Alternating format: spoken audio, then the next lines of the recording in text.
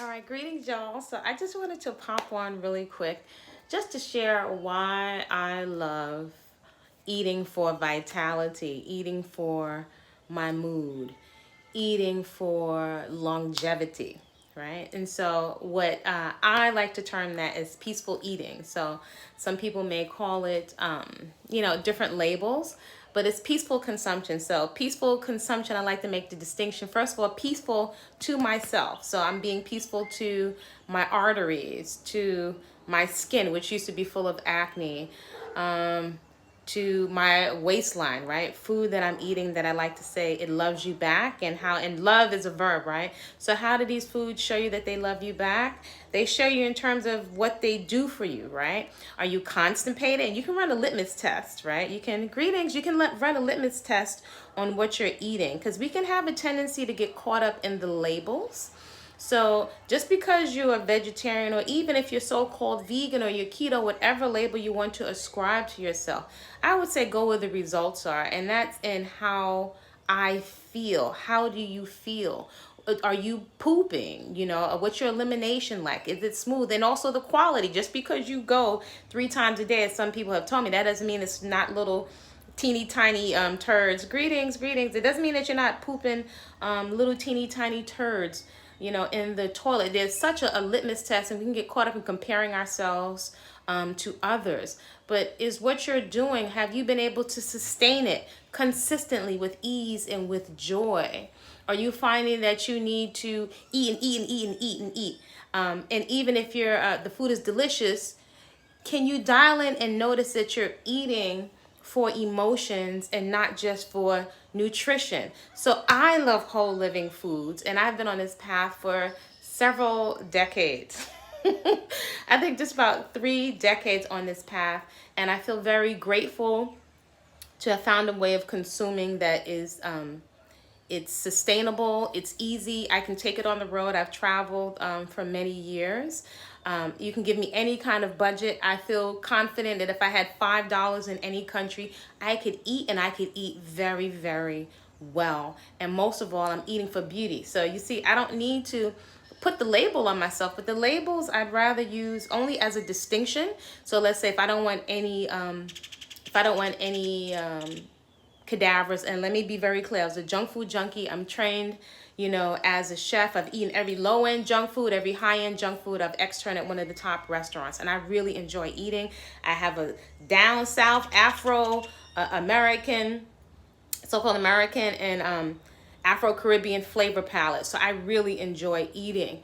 However, there's something that is beyond recipes, and we can get into a tendency of going overboard on the food porn and using the food as your boyfriend, your girlfriend, your lover, as just to emote. And that has a place, but to unpack that can be very valuable. So hopefully you can find this useful. And I'm saying this as someone that has been a fitness competitor, who is a mom, who's traveled, who's been training people for many years, and also trained as a chef, right? And someone that comes from a history of morbid obesity, diabetes in my family. So I knew that's what was waiting for me, and I only have a piece of my thyroid. So I gain weight very easily. Only 5'2". I'm not dieting right now. I'm not fasting right now. This is with me doing virtually nothing. And so even when I was a competitor in fitness for the few years that I always knew that I didn't want to stress out over dieting. I like to be comfortable in my own skin. While I can appreciate a full face of makeup, I like the relief and the mental health and the peace from being comfortable in my own skin. And I don't want to have to worry about what I'm consuming into my 50s, my 60s, and my 70s. I can be eating all this healthy food and something can still happen, right?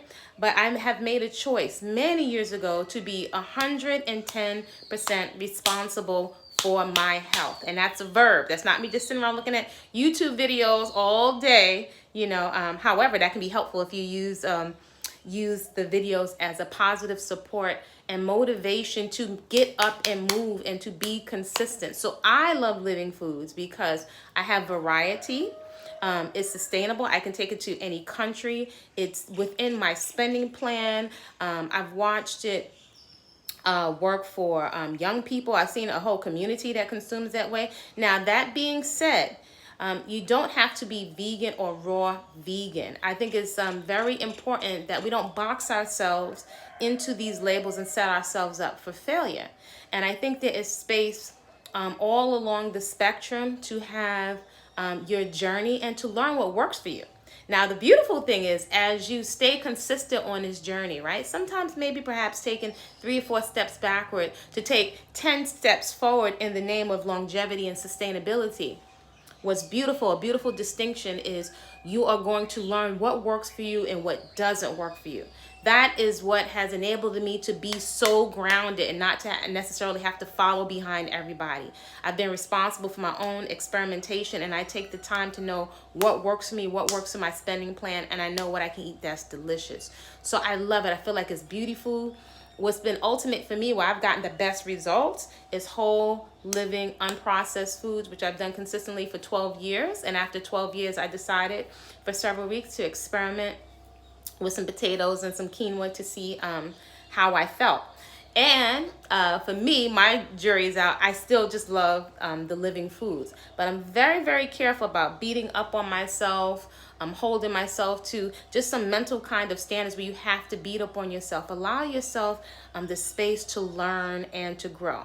And with technology today, right, because I'm talking to you, right, in a whole nother state, you have the ability to shorten your learning curve. You don't have to spend a quadrillion dollars on all of these products in the stores and all of these things masquerading as food that can actually have some hidden ingredients to them if you want to consume plant-based that still have other types of chemicals in them, animal byproducts in them that are worded differently. You can consume plant food. The jury's out. Years ago, when I was desiring to compete and not eating any flesh, I was actually discouraged from doing it. But intuitively, I always knew that that's the lifestyle I wanted for me. So me is also someone who is very sensitive to violence and very sensitive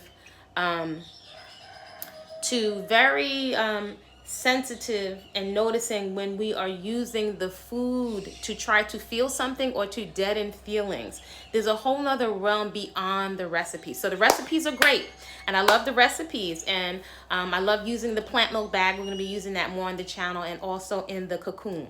But I just wanted to come on just to share that I invite you to consider your food as energy, and what is the energy that you're consuming. And that also includes what you're watching, what you're watching through your screens, the conversations that you're having. We may feel obligated to watch some of these things, but can you notice if your heart is racing, if you feel anxious, where you are triggered to go eat 4 bags of chips or whatever based on the conversations you're having with people, maybe the conversations you're having with yourself in your own internal dialogue.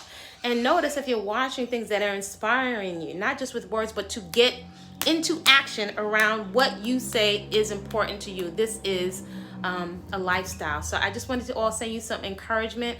Whole, fresh, living, unprocessed foods that you can recognize them as food with the living water intact. If you're going to do any processing, I encourage you to process them yourself, right? As Grandma Lou said, eat your own food. She said, if I want garbage, I make me own garbage. So if you're going to eat food that's delicious, prepare it. That can be a big start for you to start preparing your own food, carrying your own food. I'm the queen of carrying beautiful food containers and wine glasses, even for my family members.